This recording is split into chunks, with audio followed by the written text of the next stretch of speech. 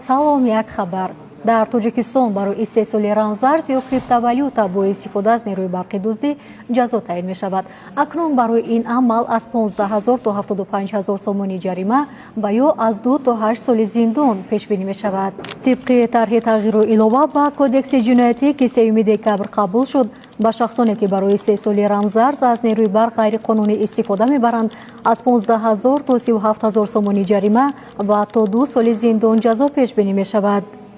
ба гурӯҳи шахсоне ки бо маслиҳати пешакӣ ба миқдори калон ин кирдорро анҷом медиҳанд аз 37 500 сомонӣ то 75 000 сомонӣ ҷарима ва аз 2 то 5 соли зиндон таъин мегардад.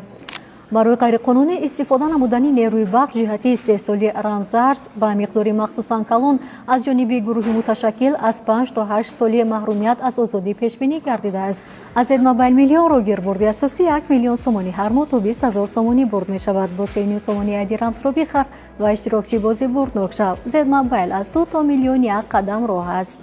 хабарҳои бештар дар телеграм канали Азия Плюс.